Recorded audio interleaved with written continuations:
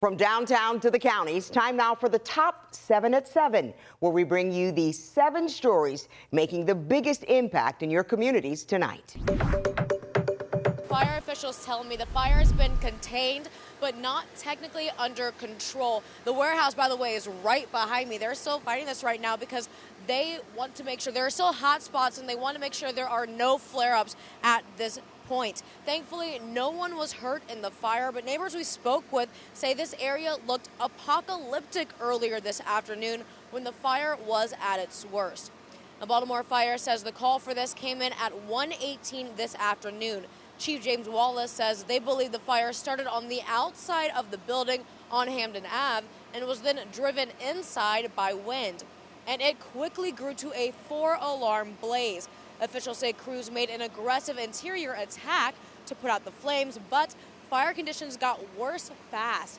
So they started fighting it from the outside. Now, there are 2 businesses in the warehouse, a woodworking one and a kind of toy distributor. 23 people had to be evacuated to a nearby church, but thankfully no one was hurt. We spoke with a neighbor who tells us when he first noticed the flames. I have asthma, so I was kind of coughing, and then I opened up my windows, and it's just like Plymouth of smoke coming over from this building. Now, this is still a very active scene. Right now, the cause of the fire is under investigation. Tonight at 11, we speak with someone who quickly jumped into action after he saw the flames earlier this afternoon. For now, live in Irvington, Raven Payne, WMAR-2 News. Flight reductions due to the federal shutdown at BWI Marshall Airport. I'm Jeff Hager, and business travelers say the canceled service will carry a hefty price tag. A 4% cutback in flights on Friday will grow to a 10% reduction a week from now due to a federally mandated trimming of service to ease the strain on air traffic controllers, who are both overworked and missing paychecks during this federal shutdown. Business travelers say the uncertainty over canceled flights will impact their livelihoods. I have to fly out a day early or 2 days early to make sure that I'm there. It's too much time to make sure that I do right by my customers, saying I'm going to be there at 10 and then I'm not. So I'm going to take a break from traveling probably, all the way through Thanksgiving, maybe even Christmas. The FAA says every airline will be impacted, as well as the traveling public, as we approach the holidays. At BWI Marshall Airport, Jeff Hager, WMAR-2 News. Students at Perry Hall Middle School were evacuated this afternoon over a strange odor at the school. Several students were checked out for symptoms, but have all been cleared. Baltimore County Fire Department investigated and determined that there was no immediate danger. The cause of the odor is under investigation. I'm Jeff Morgan in Fed Hill. The push for a $25 an hour minimum wage starts now as a group wants to get it on the ballot for 2026.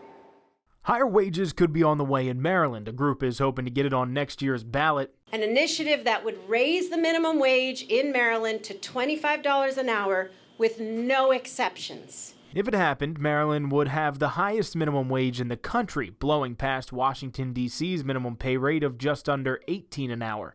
$15 isn't close to enough for even a single worker not taking care of children to afford a basic living standard in Maryland. Delegate Kathy Shalega saying it would be disastrous for Maryland. I think what we could say is with socialism, eventually you run out of other people's money, and that's what this is. We would be far, far and away higher than our neighboring states.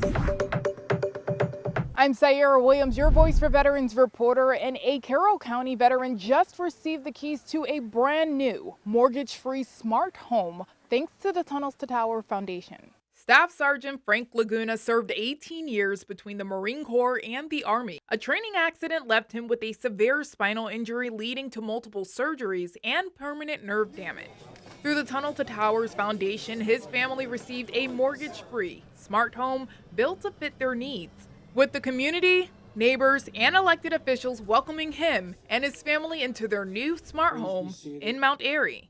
It's designed with adaptive technology, including automatic doors, wheelchair access, and a handicap-accessible shower. Laguna says this home means freedom, stability, and peace of mind for his entire family. The Tunnel to Towers Foundation continues to build mortgage-free smart homes for injured veterans and first responders across the country. In Mount Airy, Sierra Williams, WMAR-2 News. Monday will mark 16 years the 53 Families Foundation has been feeding people Thanksgiving dinner.